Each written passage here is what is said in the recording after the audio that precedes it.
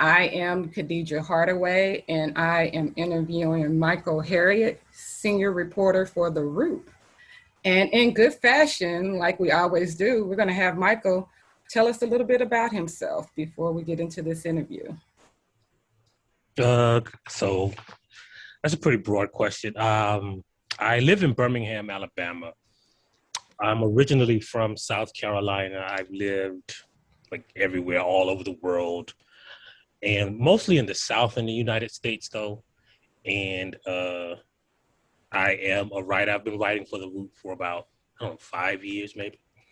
Before then, I wrote everywhere. My background is actually in economics and macroeconomics. So, I came into this kind of backwards. But I've been doing this kind of everywhere. I also write for the Amber Ruffin show on NBC. And I love Amber Ruffin. yeah, so that's me in a nutshell. So, that question, that statement you said you came in this kind of backwards. So that kind of leads into my first question. How did you become an investigative reporter? Well, I mean, those are two different worlds, economics and investigating criminal corruption. So I don't know if I would call myself necessarily an investigative reporter. I am a writer, and a lot of my writing is based in research. So if I am investigating a story, I call it going down rabbit holes. So, I go down rabbit holes and see what I can learn about each subject that I am writing about. I used to teach a class called Race as an Economic Construct. Instead of, using social theory to talk about race and history to talk about race and kind of psychology to talk about race, I always like to use demonstrable, measurable facts.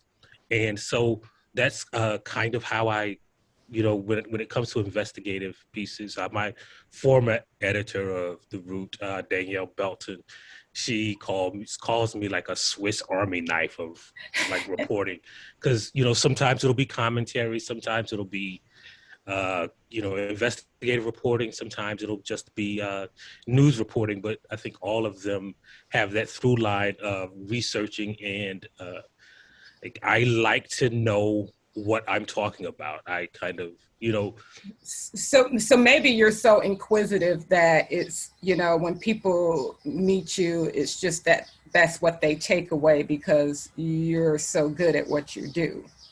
Is that probably how it kind of, I know you don't want to brag on yourself, you want to stay humble, but is that kind of how it goes? Because when I saw you in action, the first thing I thought was, man, that man is inquisitive. He is really about his business. Yeah, I think that's it. Like, again, I want to know what I'm talking about. Like when I was growing up, I was kind of like the nerd in the neighborhood, and people would always ask me stuff, and people would, come away with like, yeah, he knows a lot of stuff, but they would never, recognize that when they would ask me something I didn't know, I would say, hey, I gotta, look that up, or I don't know, I have no idea. So, you only take away the stuff. Like, it's easy to think somebody is right all the time when they never talk about the stuff that they don't know about, right? Like, right. So you're like, damn, he know a lot of stuff because I don't talk about stuff that I don't know about. Right. So you're kind of quiet, but in that quietness, there's a lot of research happening, a lot of watching and studying, and because I imagine with reporting, there's a lot of watching people. You know what I mean? And trying to use those basic instincts inside of you to pull the story out of a person. And sometimes it may not even be that story you're looking for there, but most of the time that's probably what it, I'm freelance, so that's kind of what I use. Right. Like, just like, kind of how we got to know each other through this Lamont McIntyre story. The way that came about was because an editor gave me the story of Lamont McIntyre just getting out of jail. and I wrote it up, and I got an anonymous email from somebody who said, hey, you should really look into this guy named Roger Golubski. And I looked it up. I couldn't find anything because the person had spelled his name wrong. So like months later, I wrote a story about Kansas, the state of Kansas passing a law that outlawed cops from having sex with the people they arrest. And then I got another anonymous email that said, this is all connected. And that's kind of how I backed into Terra Morehead and spent months researching that. And then from there is how I found out about Roger Golubski and Nico Quinn and all of these people and what's going on in Kansas City. And so I backed into it just by trying to find out these little small things. So, yeah. So, when I read that you compiled 100 cases, I was like, wow, how did he go about doing that, being so far away? Because, I've been asking for people to come forward. They're scared to death. And it's just like been pulling teeth. I mean, I have a pretty good list now, but I just was like, whoa, like overwhelmed. I mean, I had already read the lawsuit, but for someone to actually put 100 cases related to the evilest woman on earth, I was just like, wow, that is a lot of work that had to go into that, knowing what I had to do just to get the information I have. So tell me about what it took to write that article. So again, first I just started out with, from Lamont McIntyre's paperwork, his appeal suit to get released from prison. I started there, right? Mm-hmm. So I looked into Terra Morehead. Of course, it was easy because she was the prosecutor. And in the appeals, he, spelled out like she was in a relationship with this guy, J. Dexter Burdett, who was the judge. And then, mm-hmm. So from there, I was like, well, one thing working for the largest Black outlet, we get a lot of these cases. A lot of them, we don't have time. We can't report on all of them, right? Right. These happen, this happens so often that you can't possibly report on all of them. So, but what it does is it gives you a template for one thing you learn is when a police officer shoots another Black person, I always find out that, this is not the first time he's done this, right? Right. Usually they'll beat up somebody and the person complained, and then they accosted somebody else and they were corrupt. And then, so all you have to do is just kind of research, just like they'll release when they shoot somebody, well, he had a criminal background that did this. We never look into the criminal background of the police officers, right? Right. When Derek Chauvin killed George Floyd, everyone was talking about George Floyd and his past. And, I researched Derek Chauvin. I found out that do you give mainstream media the fault for that? No, because, so here's what I found, right? Because I've worked in mainstream news outlets. And so one of the things that I talk about a lot of times is this idea of objectivity, right? Mm-hmm. We have this idea that mainstream outlets are objective. And what it means is just that when white people report, they believe white people. That's what it really means, right? So I remember when the first time I ever had a writing job, I was writing for a small town newspaper. And I was covering education, just the school board. So I would write my stories, and then I would meet my editor at the newspaper office on Fridays. And he would, I would give them to him. This was before you could just email your story to somebody, right? So it just so happened that one night I was out at this nightclub and a police officer beat up this dude. And somebody filmed it. And because it was like in the neighborhood where I grew up, they knew like that the cops wouldn't really fuck with me or mess with me. And so they gave You're not me, censored here, so you're okay yeah, to talk however you want. they gave me the videotape of the incident, right? And I like right at the club. And so I just hit it, and the police grabbed the person's video camera and confiscated it. So the next day, I was in the newspaper office waiting for my editor, and while I was waiting for them, the police officer came in with the police reports and was talking to the person who owned the newspaper, who was the executive editor, and he was describing the incident that previous night, right? Like what happened? Well, we went to break up a fight, and the people at the fight jumped us, which is crazy to believe, but white people believe that kind of stuff, right? Right. Especially when you have footage that just really shows different. Yeah. And so they started writing up the report, from the police report, and this was after the police officer left, and I was like, wait, he's lying, right? It's like, no. And I was like, you're just gonna use the police report as an objective source to tell the story? And so he was like, yeah, because they've never lied to us before. And I was like, well, have you ever checked to see if they were lying? So I ended up showing him the videotape, and that's indicative of what most newspapers do, right? They say, we don't know what happened, we didn't have a reporter there, so we will use the police report. And they believe that is objective. When, if you are a black person, you know that the police always lie on police, especially on police reports, right? Like you could go, something can happen to you, and you can go get the police report, and you're like, wait, this ain't even what happened. And so, but because there are so few black people in newsrooms, they just believe that that is an objective way of reporting, right?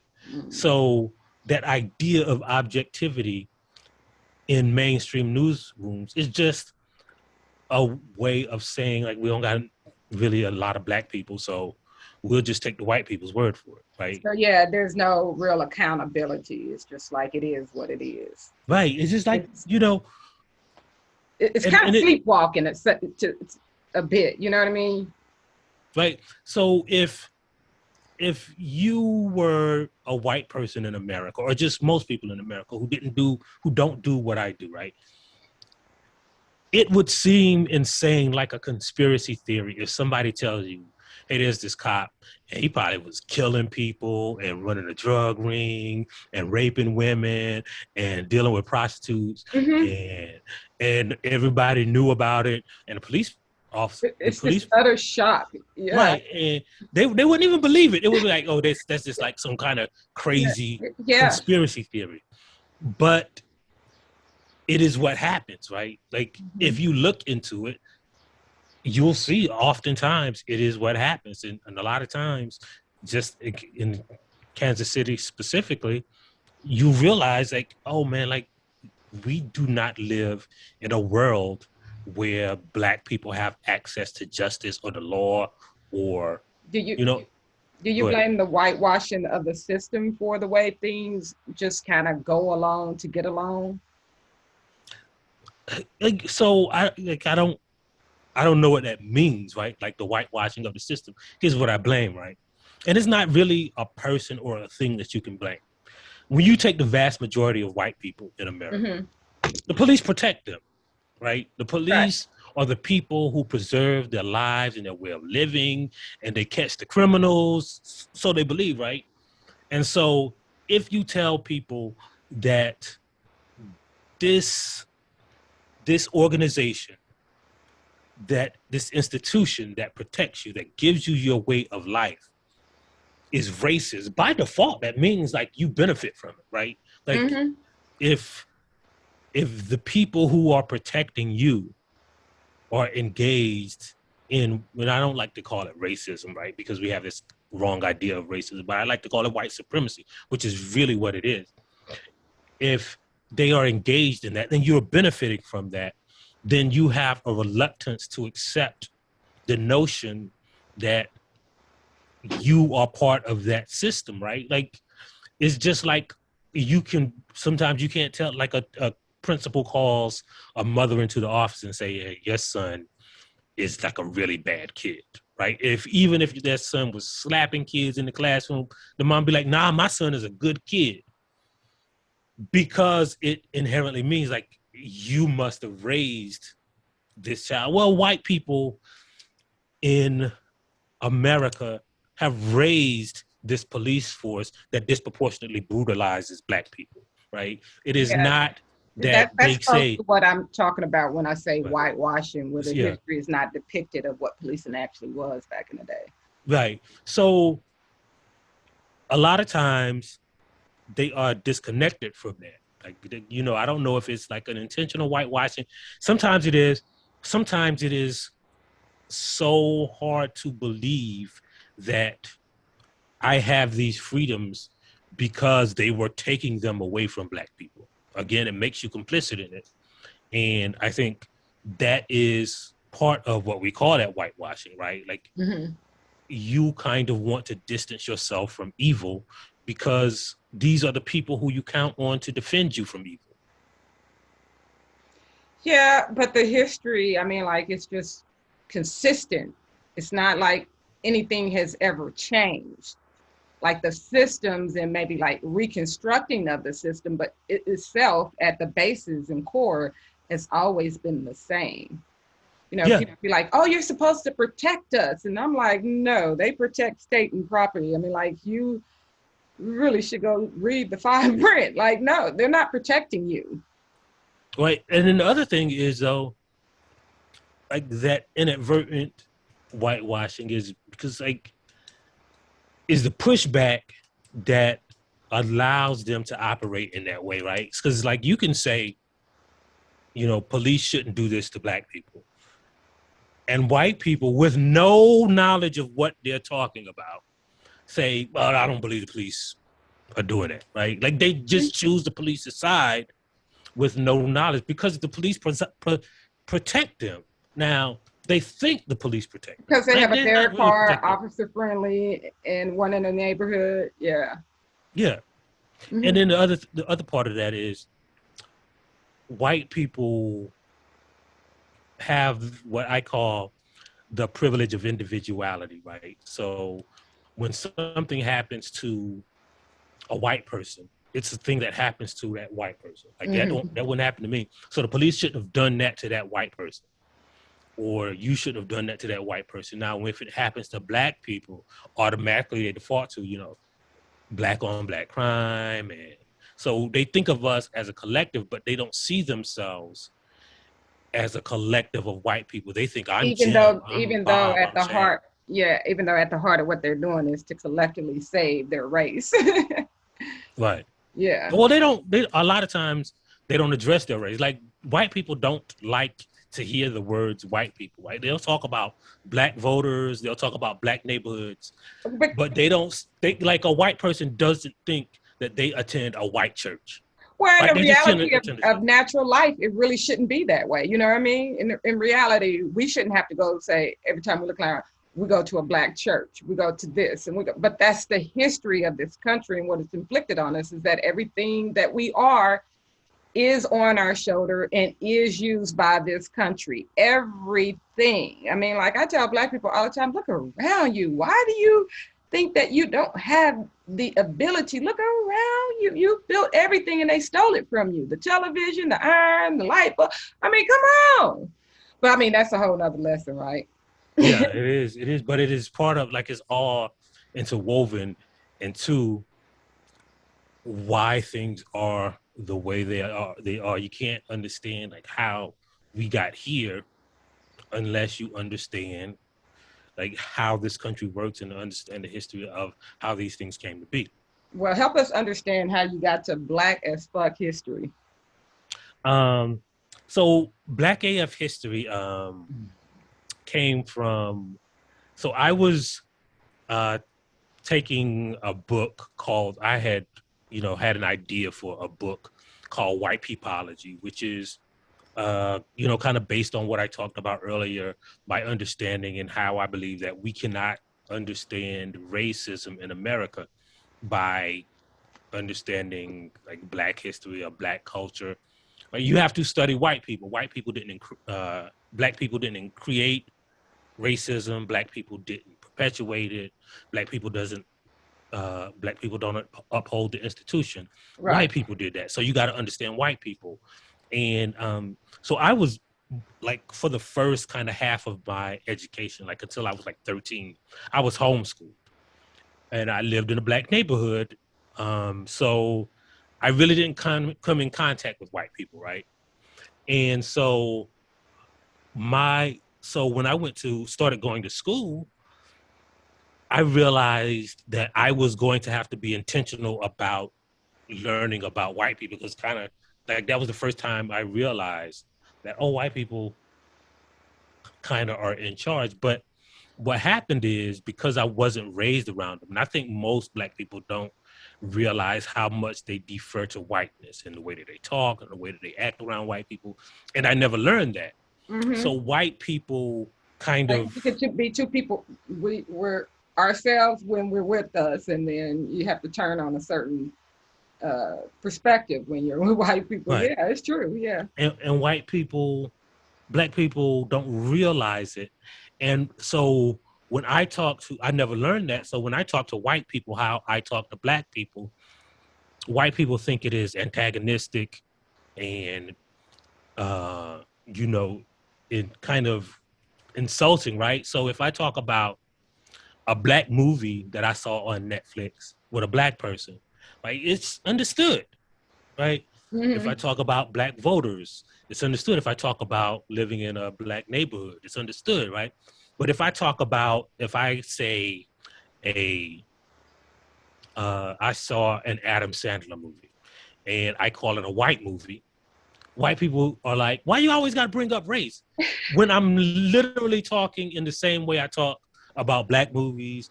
If I say, well, white voters... Our life is centered around the oppression of race. Right? Yeah. And not really that, right? It's just an observation, right? If a movie cast has mostly Black characters, it's a Black movie. And conversely, if a movie cast has a bunch of white people in it, to me, it's a white movie. I'll still watch it. There's nothing wrong with it, but right. It's a white movie to me. It is something like that white people are doing and engaging in their culture. Right, and white people don't see it that way. They just because they see whiteness as a default. So it's just a movie to them. And a Black movie is a Black movie, but a white movie is not a white movie to them. It's just a movie. Like, there's no algorithm on Netflix that has white movies. Right, but they have white chicks. They have a Black, like they have a whole, they won't call it Black movies on Netflix, but they call it Black Lives Matter movies. But it'll just be Black people. Like, it won't be about protests or civil rights. It'll be just like, The Best Man Bad Holiday Boys, or something. Yeah, Bad Boys is a Black Lives Matter movie on Netflix. Like, it's weird. They don't want, so to me, like, if I watch The Avengers or anything, right? To me, it's a white movie. And there's nothing wrong with that. It's not an it's insult. Just a genre that you think it fits in, which they don't think it has a genre.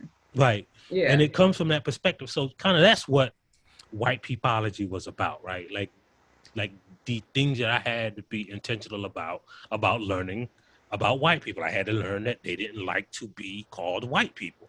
I had to learn that they don't think of themselves as a collective group. I wish I was a fly on the wall when you were growing up. I bet you that was hilarious. Yeah.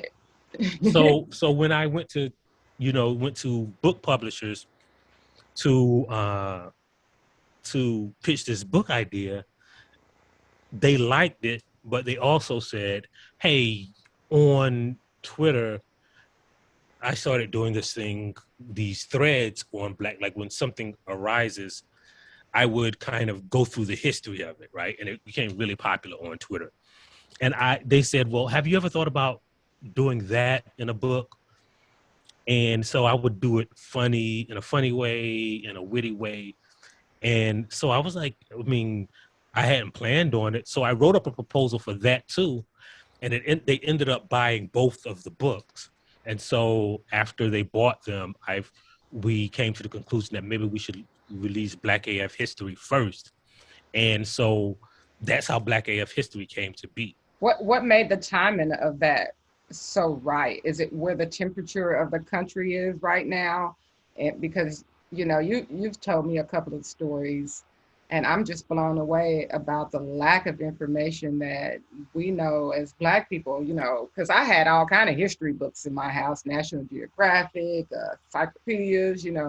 I wasn't one of those people that sat really on the back of the line when you came to do some of these race tests. So yeah, so one of the things, and because I didn't go to like elementary school in the public school system. This is something I had like a revelation maybe a couple years ago when people were started talking about slavery and all of that. And the founding fathers in the 60s, it really came about because of the 1619 Project and how white people think they know American history, but they don't. Mm.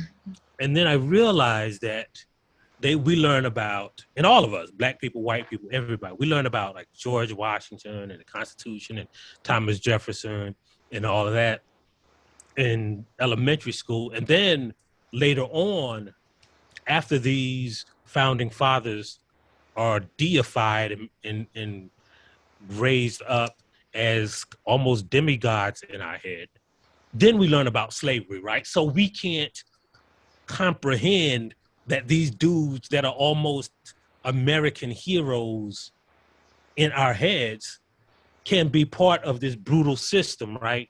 Or this country like that's been deified as liberty and justice for all, and we pledge allegiance to the flag and all of that stuff. Dream and all right? That. We did all of that when we was 5 and 6 and 7 and 8 years old in elementary school. So it's hard to marry now after you've been indoctrinated with that these dudes created all of this racial separation and white supremacy too.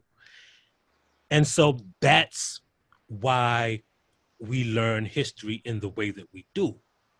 And so I didn't realize that because that's not the way I learned history, right? And so to undo that, I think we have to, because you can't go back and tell people that Thomas Jefferson was an asshole, racist, right? Like you can't do that, but he was an asshole. Well, I mean, not without repercussions and consequences, right? Like, and then it's kind of like you've already put this man in a place in your head, right? Like he was smart and he was about liberty. You can't tell somebody that he kept a woman in his basement and raped her every night. You can't tell people that he enslaved his own children. Right, you can't tell people that he wrote in the notes on the state of Virginia, that he believed that Black people were inferior. But that behavior too is at the core of this country. It is, it's gross. That right. Kind of behavior. And you can't tell people that he said that, like, I kind of don't like slavery, but if we freed all the slaves, then we definitely got to get them out of America because they'll be having sex with our daughters. So what are we going to do, man? And so you can't tell people that after they have built up this idea of what Thomas Jefferson was. You can't tell them that George Washington hunted down his escaped slave for years until the day he died, right? You can't tell people that. So to do that, you have to start at the beginning, right? You have to start with the thing that the people who came to this country to build America were racist and they were incompetent. They didn't know what they were doing, and it almost failed until the Black people came in, right? That's just an objective fact, right? Like the Jamestown Project was failing, and then they were literally eating each other until the Black people came. And so you have to start with that beginning and then tell the true history. It's not an interpretation of history. It's what actually happened. Yeah. You know, they say to be conscious or aware is to be in a state of anger all the time. How do you manage that? To know so much of the truth and keep that anger or that, you know, grievance about our history to, you know. Because I think white people perceive it as anger. I don't perceive it as anger. I think it's perceived as anger because it goes against the things that they believe, right? Like, so here's an example, right? So I did an article like a week, maybe 2 weeks ago, about this outcry against what they call critical race theory, right? And so what I did is I went back and I found the books that these Republican legislators used when they were in elementary school, and they were racist books, right? They said like the slaves were happy, and you know, most of them loved their slave masters, and which is like totally ahistorical. So once the article came out, there was a woman who asked me, well, you know, one of the things that you didn't do is you didn't go into what they learned later on in life, right? So like she asked me specifically about Lindsey Graham, and well, he studied law at the University of South Carolina, so you don't think they taught him the right things there? And I was like, but what I'm wondering is what makes you think that they did? Like I showed you, like the elementary school books were lying, and the the middle school books were lying, and the high school books were lying, and the people who made the curriculums were lying, and the people in the legislature was lying, and the professors were lying. And your conclusion is, but the people at this state school that was also run by the same people who made those elementary school books, the middle school books, the high school books, they started telling the truth with no evidence. You don't have any evidence of that, but you just believe it. I mean, what makes you believe that? And she thought that was angry, right? You know, the first thing that came to my mind was cult. Like, it's because, you know, I had never in my mind imagined telling someone in 2020 not to drink the Kool-Aid after hearing Trump speak multiple times. You know what I mean? So it's just like, what's in the Kool-Aid? Like, what makes these people actually, like, is it just because it's the fabric of the country and the history?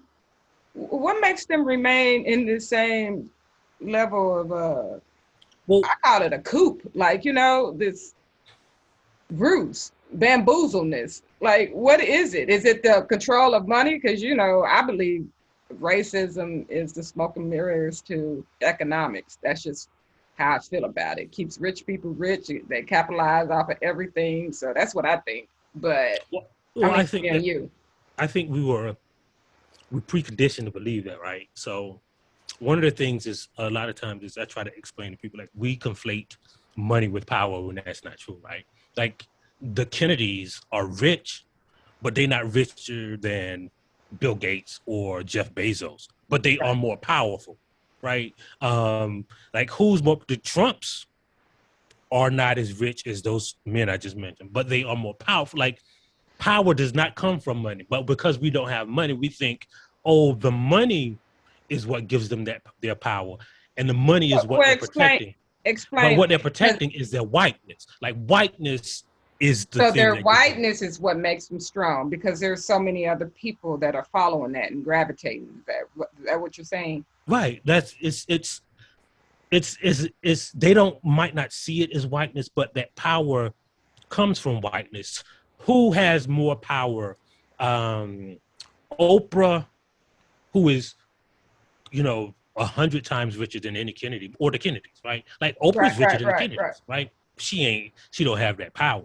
Right. We know that Oprah don't have a lot of power because she was standing up for some various things that she hasn't. So yeah. Like you take the Bushes. The Bushes they have money, but their money comes from power, not vice versa, right? Their power doesn't come because they're rich.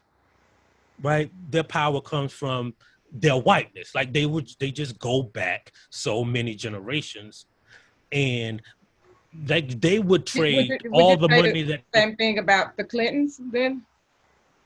right, like so look at the Clintons. The Clintons are basically recently rich, right? Like after Bill Clinton became and left the presidency is when they really became rich. But they were always powerful, right? And you have to look at it this way, like Bill Clinton couldn't have become the president. He couldn't have become that powerful. Um, Hillary Clinton went to law school, right? She was, when you look at Hillary Clinton's past, she wasn't like an evil lady or anything. She did good stuff. They had access to that power because of their whiteness, right?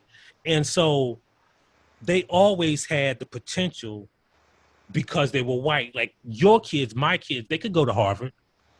They could make $1 million.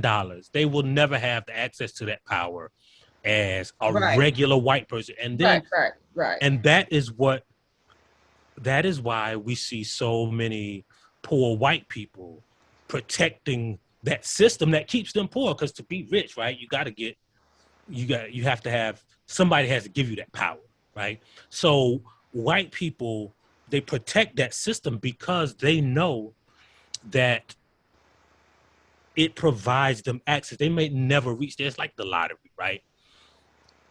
They keep buying that ticket in hopes that they will win that lottery. It's more like they will never be the bottom feeder.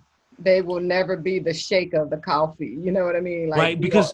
Because you know, a rational person would say, well, look, if I'm a poor white person, if I align myself with the black people and the Hispanic people and make it a class struggle instead of a race struggle, then we can overturn this whole system and everybody will have equity and equality.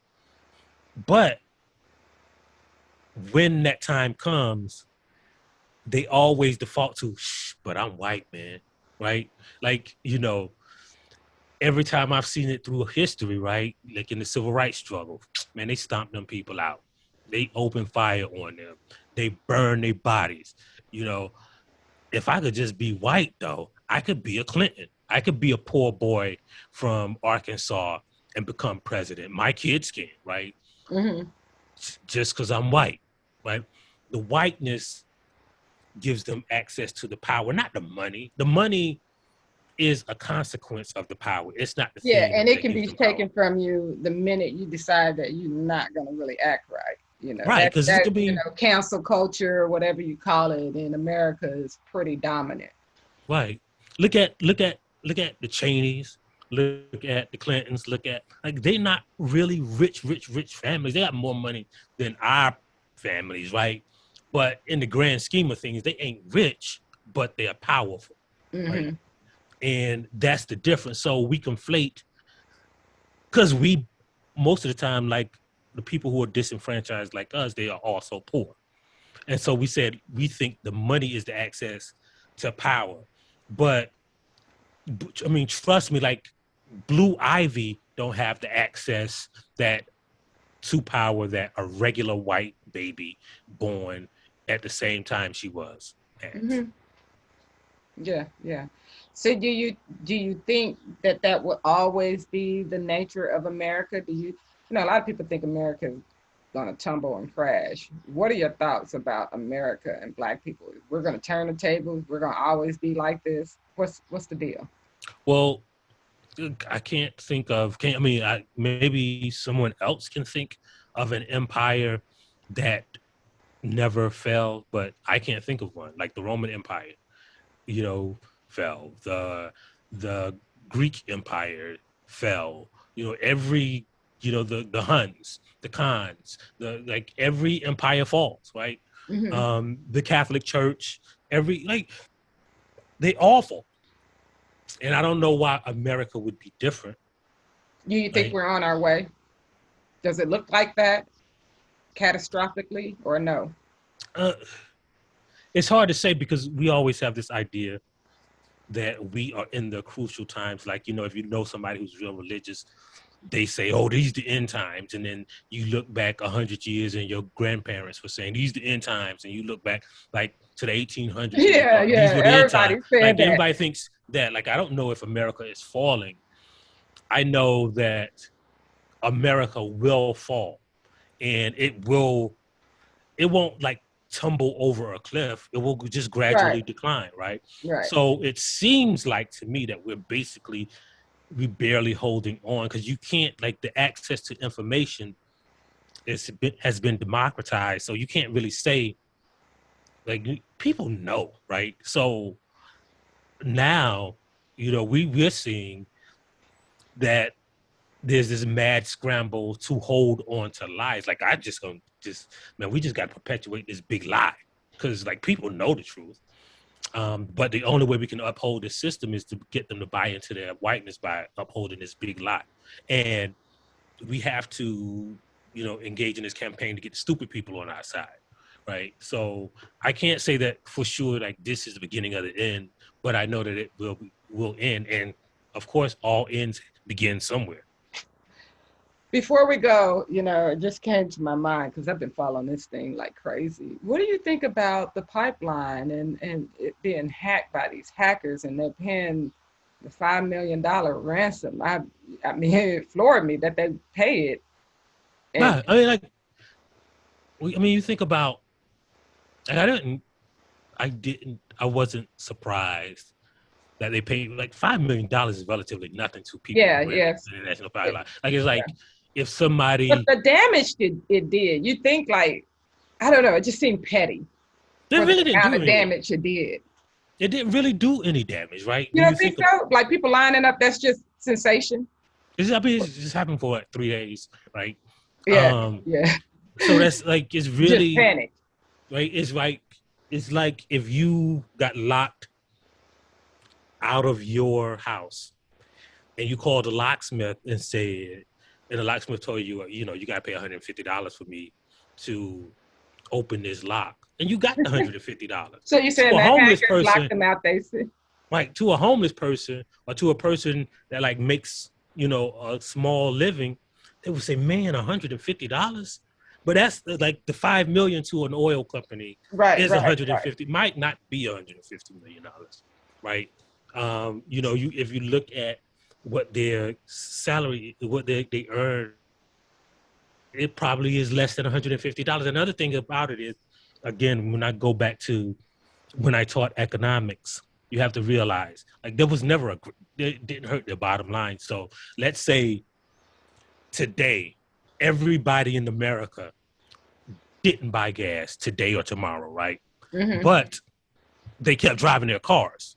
Well, you're consuming the same amount of gas, so you're eventually going to buy the same amount of gas as you always have. So the Right. people who sell the gas felt no immediate impact because it was just 2 days out of a year, right? But it wasn't 2 days that they lost money. It was just 2 days that the revenue didn't come in. And then on the third day and the fourth day, the revenue doubled. So Right, right. collectively, it was the same It thing. was the same Because thing. if you're driving the same amount, So what then, do you think, it was any conspiracy behind it, or this is just something that happened? They hacked them and they paid it? yeah, it's just something that happened. Because, there was nothing Because like that. you go through social media, they're blaming Biden, they blaming this person, that person, and I find it amusing. But Yeah, but you got to think about what do the get, like, if it was the oil company, what do they gain, right? They didn't sell more gas, right? Like, the price went up and then the price is going to go down again, right? But if people who bought it when the price was up still have that gas, then they aren't going to buy gas next week, right? So it kind of evens out, right? Like, there is no economic impact on the gas company except for the $5 million that they spent. And there do is you think no, they could have did more to keep the people from being so panicked, or that just was what automatically happened? Because that's the consequence of living in a society where everybody is about me, right? Like, if you hear, hey, the gas ain't flowing through this big pipeline, you are going to say, like, and I'm saying you, collective, the royal you are going to say, man, I got to go get me some gas. And then the next person going to say, I'm going to get me some gas. Yeah. It's kind of like when the pandemic happened. We got to stock up in food. We all did the same thing that we needed to do individually. When, if someone would have explained, like, the best way to handle this is to not get gas, right? Like, the best way to handle it is to wait until you are all the way empty to get gas. It would have been well, people got theories on that, right? Right. Yeah. So kind of like that sink. That, remember you gave me that example of the sink, the right, left side of the sink with the plumber. Yeah. Yeah. So like, for instance, if you go to the store and buy, again, I used this example earlier. If you go to the store and buy eggs every week, and then the people at the store tell you, hey, we're going to be out of eggs next week. The best thing to do is to not hoard eggs, right? The best thing to do is to just buy the regular set of eggs, and then next week, if the truck doesn't come, there'll be some eggs in it. But what people would do is like, I'm gonna buy all the eggs I can. And then they expire. Right. And not only that, but people go to the store and can't get eggs. And so everybody loses because you ain't gonna eat all them eggs. Right. Right. So you got a bunch of eggs you don't need, and some people don't have more. Well, I tell you the truth. There are some things I hoard on, like butter. Yeah. But see, I go to the store and hoard the butter. But see, again, right? So here's the big explanation. Here's the big view.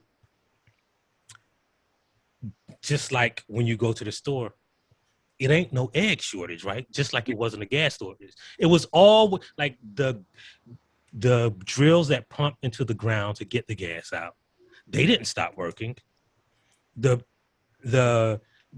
right. people who drive, they didn't stop consuming gas. So there was always the same amount of gas that there was in the world, right? There's always the same amount. Chickens didn't stop laying eggs. The truck just broke down. Right, so there was always the same amount of eggs that there were in the world. The only thing that can fuck it up is if we panic and say, I'm going to just start hoarding eggs.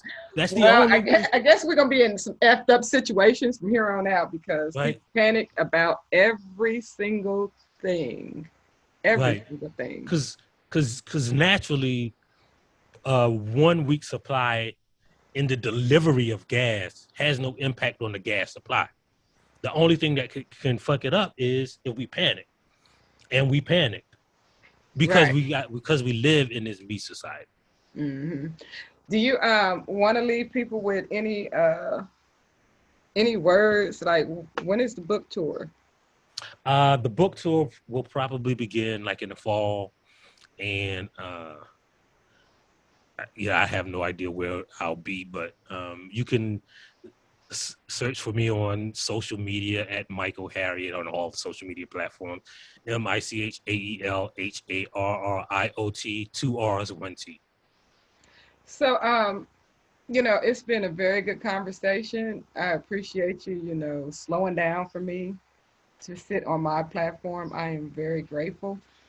People out there, if you see my fingernails and you've seen a couple of them missing, that's because I'm doing some artwork for a graduation project. My life is full of doing all kind of stuff all the time, so leave me alone. But I'm going to leave you in my words. Love is the strongest weapon on earth. Love, peace, and hair grease. We out of here, y'all. This program is brought to you by